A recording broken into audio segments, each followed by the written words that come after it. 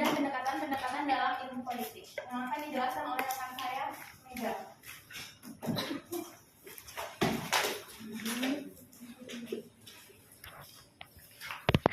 Hakikat politik sebagai ilmu pengetahuan.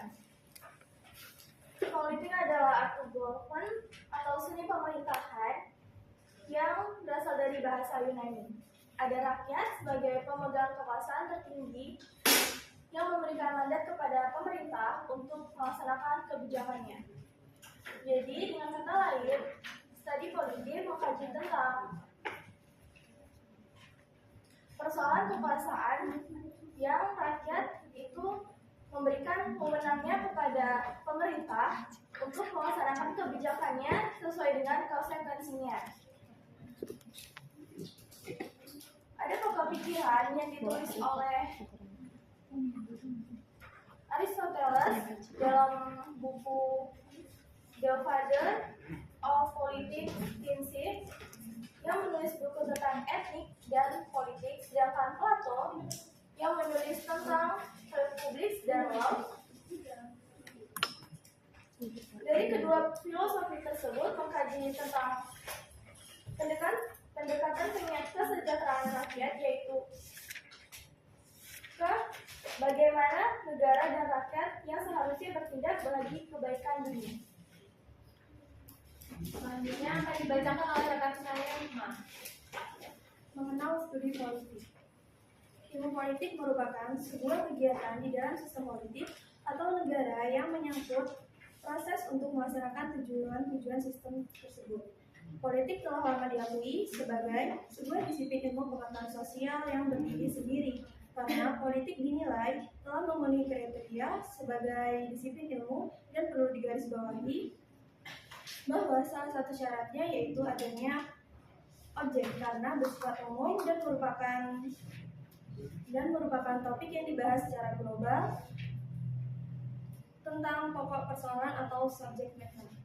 Sedangkan objek formal lebih bersifat khusus dan spesifik karena merupakan pusat perhatian atau focus of interest suatu disiplin ilmu pengetahuan.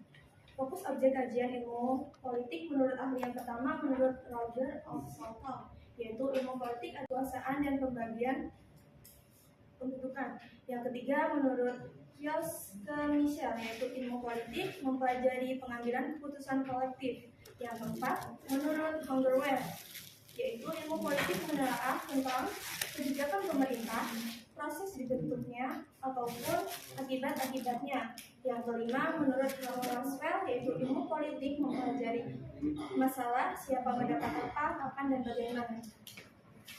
Baik, selanjutnya akan dibacakan oleh rekan saya, Rifka. Objek kajian studi politik. Objek adalah sesuatu yang menjadi pokok pembicaraan. Objek merupakan apa yang akan diamati, diteliti, dipelajari, dan dibahas. Di sini ada 4 objek kajian studi politik, yaitu yang pertama negara, kedua kekuasaan, ketiga kompromi dan konsus, dan yang keempat yaitu pembagian dan alokasi. Menurut Roger F. Sultan dalam bukunya Introduction to Politics mengatakan bahwa ilmu politik mempelajari negara, tujuan-tujuan negara, dan lembaga-lembaga yang akan melaksanakan tujuan-tujuan itu, hubungan antara warga negara serta hubungan negaranya. Kekuasaan di sini merupakan fokus perhatian dari studi politik. Seorang sarjana ilmu politik tertuju pada perjuangan untuk mencapai kekuasaan, mempertahankan kekuasaan, melaksanakan kekuasaan, atau pengaruh atas orang lain, atau menentang pelaksanaan kekuasaan itu sendiri. Kompromi dan konsensus politik dianggap sebagai suatu cara untuk menyelesaikan sebuah konflik atau resolusi konflik melalui kompromi dan negosiasi dibanding melalui kekuatan atau aplikasi kekuasaan secara nyata menurut Bernard Crick dalam In Defense of Politics tahun 1993. Pembagian dan alokasi. Pembagian atau distribution dan alokasi dimaksud di sini adalah sebagai pembagian dan penjatahan nilai-nilai value dalam masyarakat. Selanjutnya akan disampaikan oleh rekan saya, Ahmad. Materi berikutnya yaitu pendekatan tradisional. Jika kita mendengar kata tradisional, mungkin yang ada di pikiran yaitu cara berpikir dan bertindak yang masih memegang teguh pada norma dan adat kebiasaan terdahulu. Sama halnya dengan pendekatan tradisional ini. Pendekatan ini lebih banyak menggunakan ulasan sejarah pada masa lampau dan bersifat normatif dengan mengasumsikan norma demokrat menurut standar nilai. Sekian penjelasan. Baik, selanjutnya akan dijelaskan oleh rekan saya Asyifa.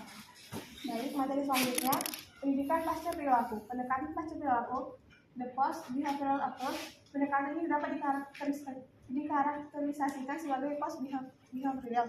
Pendekatan ini, bahannya yang muncul dari penekanan post ini adalah bahwa setiap individu yang diberikan dapat disesuaikan sejauh pengaruh ia dapat mengubah struktur sosial dan ekonomi. Orientasi terkait dengan administrasi publik adalah masalah baru dengan hasil kebijakan pemerintah. Sekian. Baik.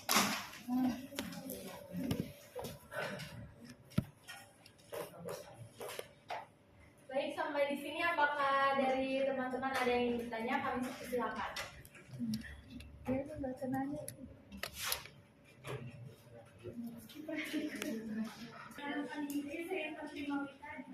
Dengan NPM 221303204. Saya ingin bertanya mengenai kaitan ilmu politik. Apakah akan selalu dikaitkan dengan negara dan pemerintah? Mengenai kaitan ilmu politik, apakah akan selalu dikaitkan dengan negara dan pemerintahan?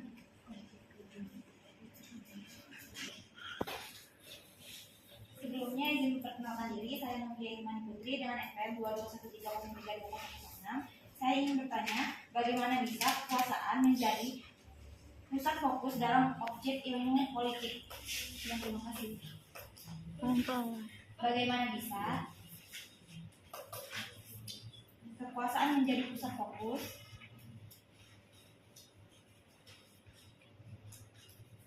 dalam objek ilmu politik?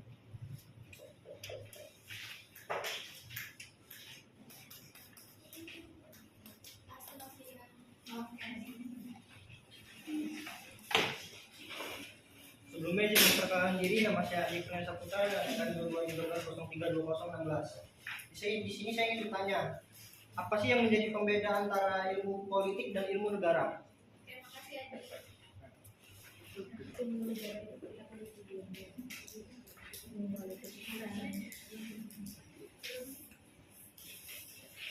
Baik, berikan waktu kami 3 menit untuk berdiskusi. Akan dijawab oleh rekan saya. Baik, di sini saya akan menjawab dari pertanyaan Ivan mengenai kaitan ilmu politik. Apakah akan selalu dikaitkan dengan negara dan pemerintahan? Jawabannya, ilmu politik tidak selalu berkaitan dengan negara dan pemerintahan. Ilmu politik dapat juga diterapkan untuk menganalisis hal-hal di luar sistem negara dan pemerintahan. Contohnya seperti melihat pola kehidupan dalam masyarakat, lingkungan sosial maupun organisasi masa pada umumnya. Terima kasih. Selanjutnya pertanyaan dari Novia akan dijawab oleh rekan saya. Baik, di sini saya akan menjawab pertanyaan dari Novia. Bagaimana bisa kekuasaan menjadi pusat fokus dalam objek ilmu politik? Kekuasaan menjadi fokus perhatian utama dalam studi ilmu politik. Dikatakan demikian karena kekuasaan dan politik adalah satu kesatuan yang tidak dapat dipisahkan, di mana politik adalah salah satu bentuk untuk memperoleh kekuasaan, how to get the power. Ketika kita membicarakan politik, maka sebenarnya kita membicarakan sebuah strategi bagaimana kita bisa meraih kekuasaan. Kekuasaan adalah energi yang dimiliki oleh seseorang atau kelompok untuk memutuskan tujuannya yang ingin dicapai. Kekuasaan dalam politik ini artinya menghimpun dan menempatkan energi setiap orang dalam kelompok untuk memperoleh kekuatan dalam memuluskan dan mencapai tujuannya yang dihendaki seseorang tersebut. Terima kasih. Selanjutnya pertanyaan terakhir. Jadi, dari pertanyaan Ada yang ingin menanggapi atau menambahkan? Oke, sebelumnya terima kasih atas waktu yang sudah diberikan. Saya Aisyah Suciningrum, NPM 2213032024, akan menambahkan sedikit jawaban dari pertanyaan Novia, di mana kekuasaan bisa menjadi objek politik. Seperti yang sudah dijelaskan rekan Rifka, bahwa tadi di PowerPoint itu sudah tertera bahwasanya objek kajian politik adalah negara, kekuasaan, kompromi, pembagian, dan alokasi. Jadi di mana yang sudah dijelaskan dan sudah dipaparkan tadi seharusnya bisa dikaji terlebih dahulu sebelum bertanya. Jadi pertanyaan itu bukan yang jawabannya sudah ada di presentasi tadi, melainkan pertanyaan yang bisa memunculkan ide-ide baru atau jawaban-jawaban yang tadi sudah dipresentasikan seperti itu. Tadi pertanyaan dari Intan, tadi kan pertanyaannya apakah hubungan politik itu selalu berhubungan dengan pemerintahan gitu kan? Tadi jawaban dari teman-teman kelompok 1 menjawab selalu ada hubungannya, dan berdasarkan literasi yang saya peroleh di sini, ilmu politik itu tidak selalu berkaitan dengan pemerintahan. Ilmu politik itu juga bisa diterapkan untuk menganalisis hal-hal yang di luar sistem negara, seperti melihat pola kehidupan dan interaksi manusia dan di lingkungan bisnis, sosial, organisasi, sampai komunitas-komunitas dan interaksi manusia lainnya. Cukup. Itu menurut siapa ada? Kutipan dari siapa enggak? Kalau tidak ada kutipan, artinya itu penulisnya siapa yang disebutkan aja. Balik santunan ada. Tulisnya. Kalau saat kita ngomong dibuka, saya nggak tahu. Itu aja tadi saya paling ini. Nah, ini. Sebelumnya izin memperkenalkan diri, nama saya Angelita dengan NPM 2213032048. Di sini izin menanggapi pertanyaan dari Aisyah, yaitu kenapa ilmu politik cakupannya lebih luas daripada ilmu negara. Yang pertama, ilmu negara itu bersifat teoritis yang hanya mencari fakta, sedangkan ilmu politik itu bersifat praktis seperti menganalisa peristiwa-peristiwa politik kehidupan negara sehingga sifatnya dinamis. Sekian, terima kasih. Teman-teman, apakah ada yang ingin menanggapi lagi atau menambahkan? Saya persilakan.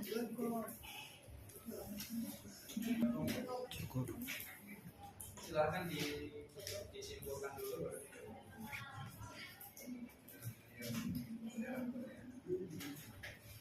Yaitu berdasarkan pemaparan oleh teman-teman, dapat disimpulkan bahwa ilmu politik merupakan ilmu yang mempelajari dari segi khusus kehidupan masyarakat yang menyangkut soal kekuasaan. Objek kajian ilmu politik menurut pemahaman kami adalah batasan-batasannya dengan ilmu-ilmu sosial lainnya, mulai dari sosiologi, antropologi, sejarah, geografi, ekonomi, dan psikologi. Kajian ilmu politik dapat menggunakan dua pendekatan, yaitu pendekatan kualitatif dan kuantitatif. Setelah itu metode penelitian. Manfaat ilmu politik menjadikan kita supaya kritis terhadap suatu permasalahan. Kajian ilmu politik dapat menggunakan dua pendekatan, yaitu pendekatan kualitatif dan kuantitatif. Setelah itu metode penelitian. Manfaat ilmu politik menjadikan kita supaya kritis terhadap suatu permasalahan. Pendekatan-pendekatan dalam ilmu politik menjadi tiga, yaitu pendekatan tradisional, pendekatan perilaku, dan pendekatan pasca perilaku. Pendekatan tradisional tidak menghiraukan organisasi informal. Bahasan ini bersifat statis dan deskriptif dalam bahasa analitis dan banyak memakai ulasan sejarah dan proses pembahasan fakta kurang dibedakan dengan norma. Pendekatan tradisional lebih sering bersifat normatif dan mengasumsikan norma-norma demokrasi barat. Kelemahannya yaitu bahasanya lebih deskriptif daripada analitis, lebih banyak menggunakan ulasan sejarah seperti menelusuri perkembangan parlementer. Selanjutnya pendekatan perilaku, yaitu perhatian utama mengidentifikasi perilaku kepemimpinan yang efektif. Pendekatan ini muncul setelah pendekatan berdasarkan ciri ini menekan pada sifat seperti kepribadian, motivasi nilai, dan keterampilan mengalami kegagalan. Umumnya behaviorisme ini adalah teori belajar yang menumpukan kajian tentang tingkah laku yang nyata boleh diperhatikan dan diukur. Tujuan terapi behaviorisme ini membantu klien memperoleh perilaku baru, mengeliminasi perilaku dan maladaptif, dan memperkuat serta mempertahankan perilaku adaptif. Terakhir yaitu pendekatan pasca perilaku, yaitu sebuah pendekatan yang masih menumpuk sejumlah perdebatan.